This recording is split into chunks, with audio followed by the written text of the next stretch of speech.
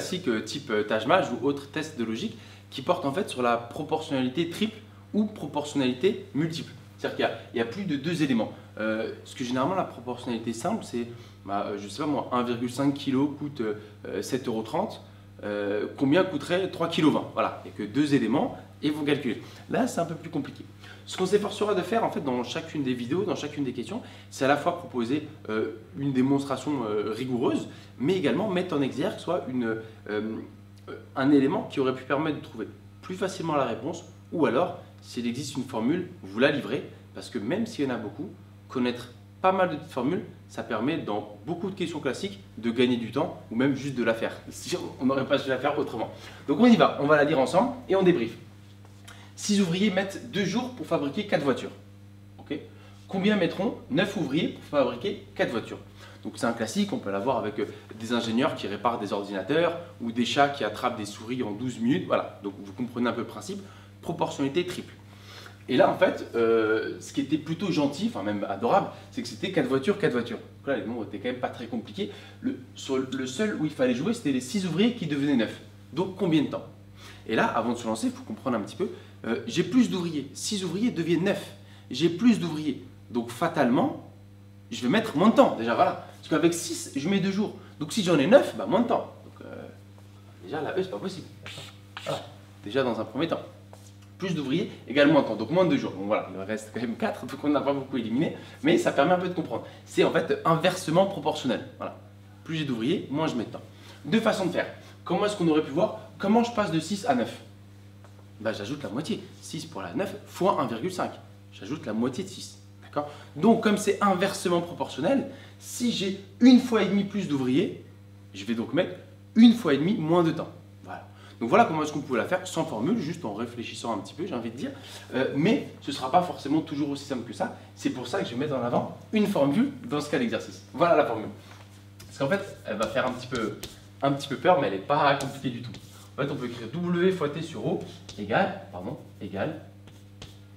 W' fois T' sur O'. Parce qu'il y a toujours deux cas. Ouais, il y a ce qu'on sait, donc 6 ouvriers, 2 jours pour 4 voitures, et ce qu'on veut. Voilà pourquoi il y a des normaux et des primes. Avec, petite légende quand même, W quelque part sont les travailleurs.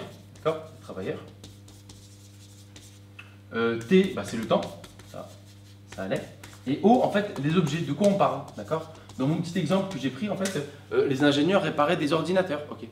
Les chats attrapaient des souris. Donc les travailleurs, c'était les chats. Les objets, c'était les souris. D'accord. Donc ici, les travailleurs, bon, pour le coup, c'est le même mot, sont les ouvriers. Le temps, bon, il n'y a pas de problème. Et les objets, de quoi on parle, ce sont les voitures. Ok. Donc on va juste appliquer la formule. Regardez. W fois T sur O. Donc le premier, c'est avec notre hypothèse de départ. 6 ouvriers.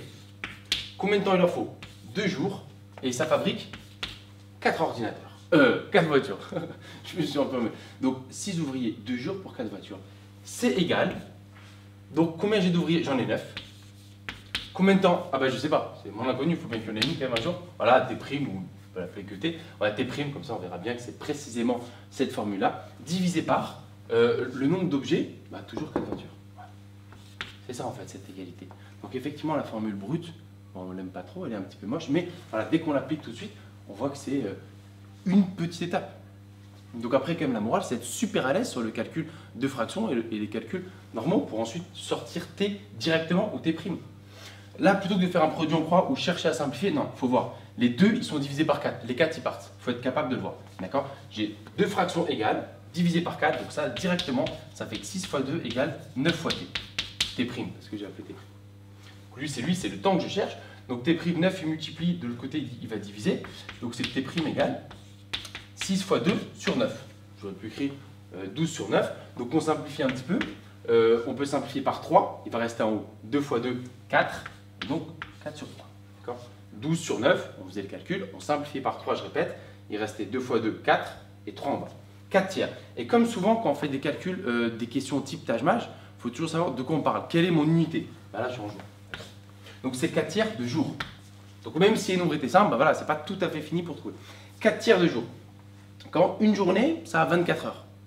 Donc si je la divise en tiers, une journée c'est 24 heures. Donc si je parle en tiers, c'est des intervalles de 8 heures en fait. 3 fois 8, 24. D'accord? Donc 4 tiers, on voit bien que c'est plus grand que 1. Donc c'est une journée et un tiers d'heure. D'accord? Ça en théorie, il faut être capable de voir que c'est 3 sur 3 plus 1 tiers. Donc c'est une journée, plus 1 tiers de jour, pardon. Donc 4 tiers d'une journée, c'est une journée plus 1 tiers d'une journée. Donc une journée plus 8 heures. Un jour et 8 heures. Donc on reprend tranquillement.